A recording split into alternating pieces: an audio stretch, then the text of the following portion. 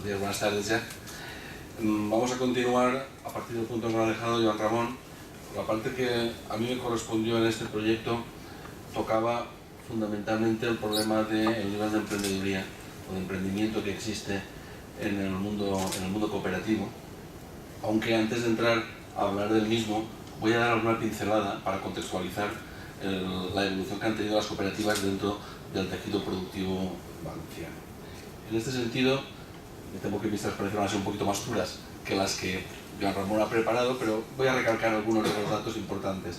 Y he preferido poner la gráfica completa porque yo creo que es bastante ilustrativa de algunas tendencias que vale la pena ponerlas en el debate público. Ahí tenéis una transparencia de la evolución aproximadamente durante las dos últimas décadas, durante los últimos 20 años, concretamente desde 1998 a 2015, de cómo ha evolucionado el censo empresarial de la Comunidad Valenciana por forma jurídica de propiedad de las empresas. Desde lo que son personas físicas, lo que todos conocemos como autónomos, luego las diferentes formas jurídicas de lo que llamamos sociedades capitalistas y por último las empresas llamémosle de economía social, ¿no?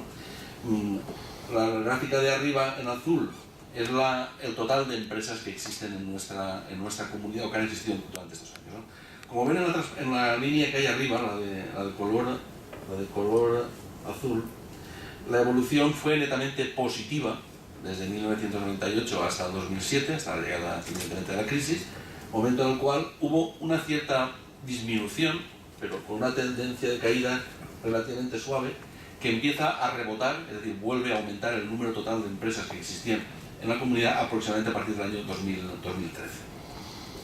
Esta evolución, que es la que ha tenido la economía española, valenciana, en términos globales, es muy diferente cuando analizamos por tipos de forma jurídica. De hecho, hay alguna forma jurídica que podríamos llamar ganadora neta, es decir, que ha aumentado claramente de importancia, que son las personas físicas. Hay un número creciente, cada vez mayor, de empresas que no son sociedades, sino que están constituidas estrictamente como autónomos, como personas a título individual. Este aumento de las personas físicas ha ido paralelo a la pérdida de importancia de las sociedades anónimas, que es una fórmula en retroceso, y al aumento de importancia de las sociedades de responsabilidad limitada. Esto parece una tendencia lógica a nivel nacional porque son formas más flexibles para empresas de pequeño tamaño como son las que dominan en nuestro entorno. Lo más preocupante, y especialmente para lo que estamos hablando hoy, es cómo han evolucionado las cooperativas dentro de este conjunto del tejido productivo, porque las cooperativas que en la gráfica están en color amarillo, ahí abajo, ¿no?, han evolucionado en primer lugar bien durante la primera fase, es decir, durante la fase de crecimiento hasta el año 2006-2007, siguieron un poco la tónica general de aumento, pero a partir de ese momento se hunden de una forma espectacular. En concreto, el dato que aparece en nuestro estudio, hecho a partir de datos públicos y por tanto difícilmente discutibles del INE, es que entre los años 2007 y 2015, he ampliado un año más el estudio para tener una visión un poquito más larga, el número de unidades de cooperativas ha caído nada menos que en un 15,5%. Este porcentaje es ciertamente importante hasta el punto de que supone una parte cada vez mayor de la destrucción del tejido productivo. Es decir, con la entrada en la crisis, las cooperativas son cada vez una parte mayor de las empresas que mueren cada año. Y no estamos hablando de empresas fusionadas, estamos hablando de empresas destruidas, no de empresas cooperativas que pasan a otras formas jurídicas, sino empresas cooperativas que simplemente desaparecen. Esto, lógicamente, esta pérdida del número total de empresas cooperativas, pues ha tenido su pérdida lógica en términos de porcentajes. En esta gráfica es la misma que la de la anterior, pero aquí lo que representamos es el peso que sobre el total tiene cada una de las formas jurídicas. De nuevo aquí tenemos los datos en amarillo, pues para que se hagan una idea, en el año 98 las empresas cooperativas no llegaban al 1% del total, eran el 0,9%. Pero es que en el año 2015 son ya solamente el 0,65%.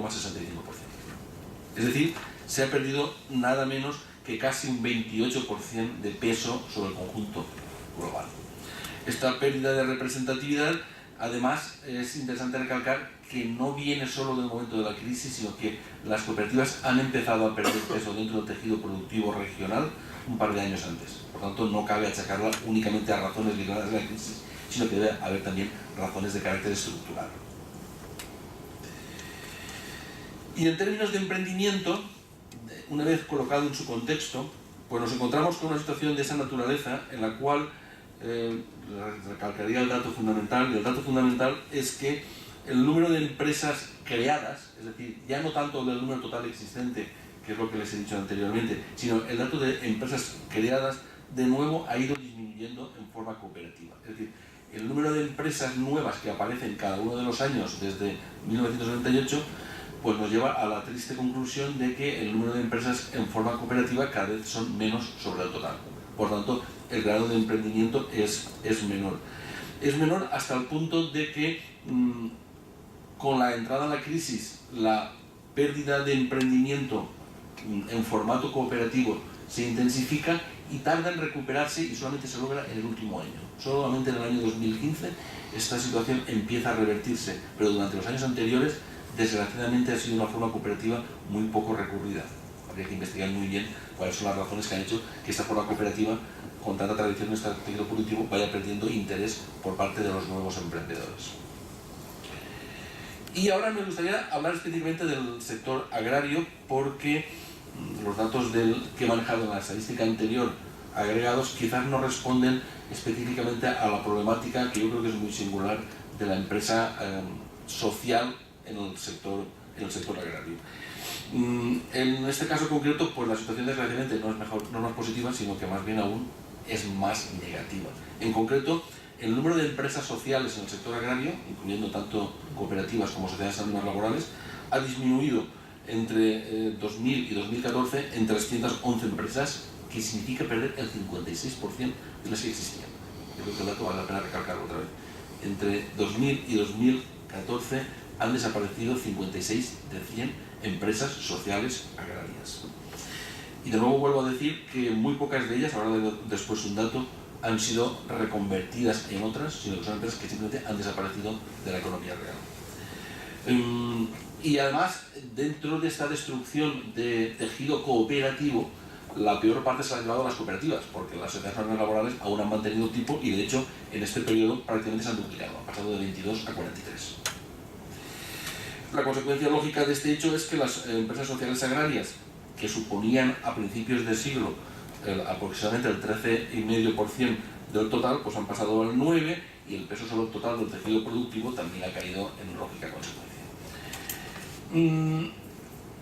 En algún momento, cuando se hablan de estos datos en debates públicos, se dice que estos datos realmente no responden a una pérdida de dinamismo del sector cooperativo agrario, porque muchas de esas empresas cooperativas que han ido desapareciendo lo habrían hecho precisamente para unirse con otras, aumentando de tamaño y por lo tanto constituyendo empresas cooperativas más grandes y, digamos, con mayor fuerza competitiva. Bueno, pues en este caso concreto, en esta transparencia lo que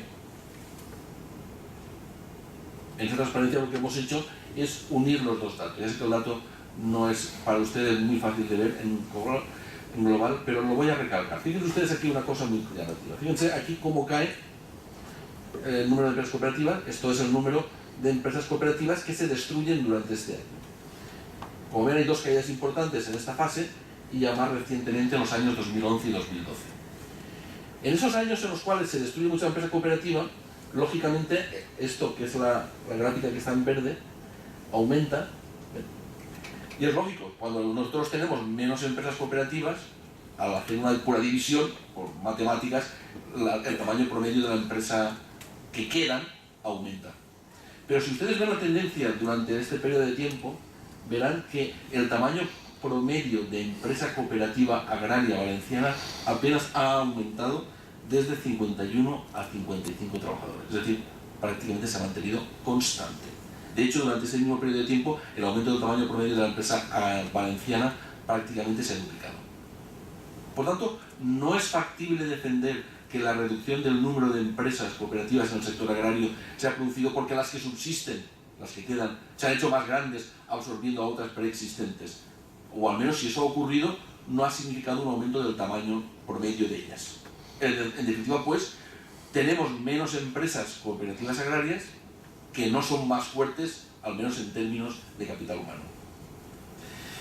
De hecho, hay otro dato interesante que descarta la importancia de las fusiones entre empresas cooperativas agrarias, es un reciente estudio, no está publicado aún, de CGA, del Centro Cooperativo de aquí enfrente, de un par de colegas nuestros, que ha cifrado, a partir de unos datos, aquí el problema tenemos siempre los datos en este sentido los registros son enormemente eficientes, pero han hecho una labor detectivesca, han investigado en todos los registros provinciales de España, en el periodo del 1995 a 2005.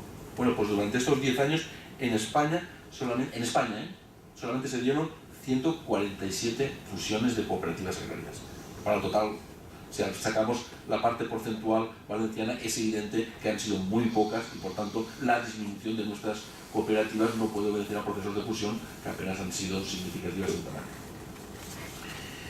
De hecho, además, para acabar de deprimirnos, desgraciadamente, pues si tomamos ahora datos de lo que se llama la demografía armonizada de empresas, que lo que mide es el número, ya no del número neto, sino el número de empresas constituidas jurídicamente, pues ahí ven cómo ha caído en picado, desde el máximo que se alcanzó en el año 2003, donde se crearon aproximadamente 832 nuevas empresas de economía social, pues ha caído a una cifra que es aproximadamente la cuarta parte. Y lo que es peor, observarán que desde el año 2013 y 2014, con la reactivación económica, este espíritu emprendedor de carácter social apenas se ha reanimado. Estos son los datos globales para todo tipo de sectores, estos son los datos para los 4 grandes sectores económicos. Ahí tenemos claramente lo que ya ha comentado Joan Ramón, el fuerte peso de la terciarización, y también otro dato que quizás el menos ha recalcado, y es el absoluto estancamiento del número de empresas cooperativas agrarias constituidas, que lo ven ahí a panito, son pues 7, 7, 6, 5, 4, 5, 4. No ha habido ningún nuevo empuje en este sentido. Es decir, si la conclusión hubiera que sacarla a partir de los datos que les he señalado, es muy sencilla de indicar. Tenemos un tejido productivo cada vez menos representativo en el total de la economía real, que supone un menor peso dentro del total de empresas existentes, que esta disminución de representatividad económica no ha conducido a crear empresas cooperativas más fuertes en tamaño, y además el espíritu emprendedor en forma de empresa cooperativa ha ido declinando sin que la recuperación económica haya dado signos de revitalización. Sería interesante, por tanto, y es la segunda fase del trabajo que hicimos, preguntarnos por qué. Porque hacer el puro diagnóstico y no estudiar las causas, la verdad que solo nos crea inquietud y no nos da pistas de qué es lo que está fallando. En este sentido, a partir del estudio que hemos hecho dentro de mi grupo de investigación con una tesis doctoral del profesor Monreal, hemos encontrado algunas causas que nos indican qué factores ayudan a crear empresas sociales y cuáles no. Y por lo tanto nos están indicando sobre qué teclas deberíamos de apretar para conseguir que este declive del espíritu emprendedor se revitalice, ¿no? El estudio en concreto lo que ha hecho es analizar cuáles son las variables que mejoran los resultados emprendedores. Cuando le preguntamos, especialmente en forma cooperativa agraria, a la gente que crea una empresa, cómo mediría su éxito, lo responde de dos maneras, ¿no? Por un lado dice, bueno, los resultados empresariales son buenos. Hemos mantenido la empresa vende lo que esperábamos, hemos crecido en ventas, hemos entrado en nuevos mercados, por lo tanto hay unos resultados empresariales de carácter fundamentalmente económico que se pueden utilizar para medir el éxito emprendedor. Pero también hay otros resultados de carácter personal, y esto en el sector cooperativo ocurre muchas veces, donde hay muchas personas emprendedoras que no valoran el éxito de su proyecto solamente de forma económica o por motivos económicos o con indicadores económicos, sino, por ejemplo, por lo que llamamos motivaciones de carácter intrínseco. Estoy satisfecho de haber hecho un proyecto con socios o compañeros para darnos una forma de vida. Estoy en un trabajo donde me siento realizado, aunque económicamente esto pues no sea nada del otro mundo.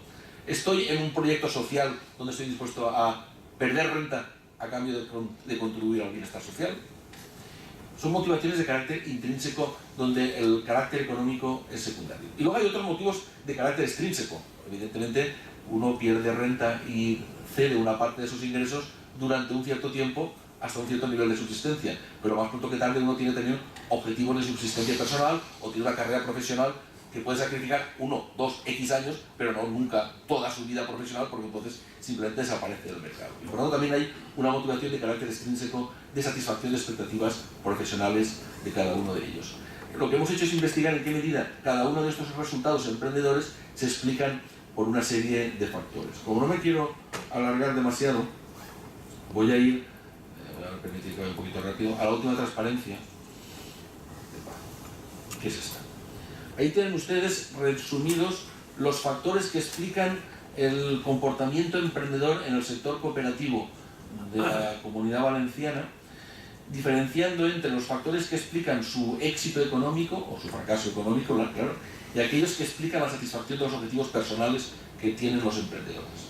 En la parte de la izquierda, aquí arriba decimos factores relacionados con el desempeño económico. Como ven, hay recalcados dos aspectos en amarillo, que son los aspectos que solamente influyen en el desempeño económico, que son la experiencia previa en términos de creación y gestión de empresas y la edad del emprendedor.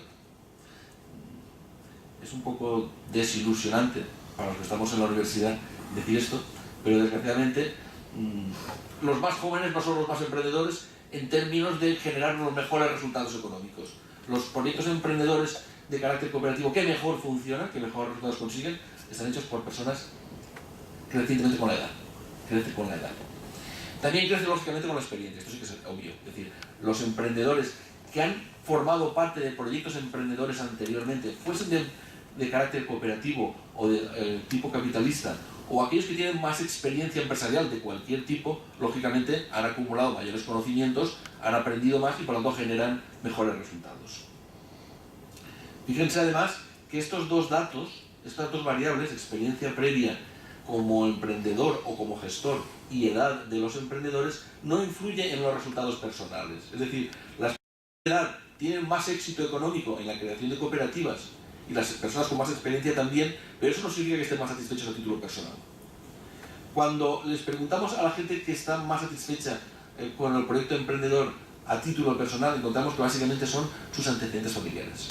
Es decir, las personas que han vivido en familias que participan de empresas cooperativas o que han creado ellos mismos una empresa cooperativa y que la tienen participada, son aquellas que se manifiestan más satisfechos con el resultado, aunque no genere mejores resultados económicos. Es decir, existe una parte muy importante de emprendedores cooperativos que crean la empresa y se declaran satisfechos con ella, sean cuales sean sus resultados económicos. Esto tiene una lectura muy clara. Sean cuales sean sus resultados económicos, significa que son proyectos emprendedores efímeros, coyunturales, sin fundamento económico que los haga robustos. Y luego hay otro tipo de variables que me gustaría recalcar, y aquí fundamentalmente las tengo marcadas en color, en un círculo, ¿verdad? Relaciones con los agentes del entorno. Fíjense que tanto para los medidores económicos como para los valores personales, las relaciones con los agentes del entorno son las que más explican el éxito del proyecto emprendedor cooperativo. Esto lo que nos está diciendo es que lo que llamamos el capital relacional es fundamental para garantizar que una empresa cooperativa tenga éxito. Éxito económico y éxito en términos de satisfacción personal. ¿Qué es el capital relacional? Todas las relaciones que las empresas cooperativas creadas mantienen con instituciones de su entorno, desde instituciones de carácter educativo, desde instituciones como pueden ser asociaciones cooperativas, toda la red que existe de instituciones de carácter público de apoyo al emprendedurismo cooperativo, etc. Por tanto, la conclusión es obvia y reafirma algo importantísimo, y es que esa red ha de hacerse lo más potente y tupida posible para que brinde apoyo a nuevas empresas cooperativas. Y luego hay un punto que pone forma contractual, lo tienen ustedes aquí abajo. Todos sabemos, y nadie se puede llamar a engaño, los problemas que una empresa cooperativa tiene en términos de modelo de gestión. Los conflictos entre los cooperativistas, los conflictos entre los cooperativistas que son gestores y los que no lo son, es una fuente desgraciadamente de fracaso constante. El estudio lo que ha demostrado es que los mejores resultados económicos se obtienen en aquellas empresas que han sido capaces de configurar estructuras de gestión donde se minimicen los riesgos de comportamientos oportunistas. Podemos entender la palabra bastante fácilmente, ¿no? En definitiva, la segunda parte del estudio lo que nos indica, de una forma como vemos muy sintética, ¿no?, es que si queremos revertir el acelerado proceso de destrucción de empresas cooperativas que se ha vivido a nivel regional y conseguir que se vuelva a revitalizar la creación de empresas con esta forma cooperativa, hay que trabajar, uno, mejorando la experiencia de los emprendedores, y eso el sistema educativo tiene un papel fundamental, pero también lo tiene el sistema institucional y la administración pública construyendo una red de apoyo mucho más potente. Dos, está muy bien hablar de que hay que dar oportunidades a los jóvenes, pero los menos jóvenes resulta que son los que mejores resultados tienen. Por lo tanto, no nos olvidemos de ellos, porque son los que mejores resultados consiguen. Y tercero, habrá que empezar a explicar con mucha claridad a las empresas cooperativas que una cosa es la participación democrática en el capital y otra cosa es la participación democrática en la gestión. La gestión puede ser democrática en cuanto a elección de candidatos siempre y cuando reúnan lo que llamamos las competencias mínimas garantizadas. Cuando elegimos democráticamente a gestores de empresas cooperativas que no tienen las capacidades mínimas necesarias, simplemente estamos condenando democráticamente al fracaso a muchas de ellas. Y por tanto, creo que se puede compaginar democracia y eficacia para garantizar mejores resultados económicos en Cromater. Esto es todo. Muchas gracias.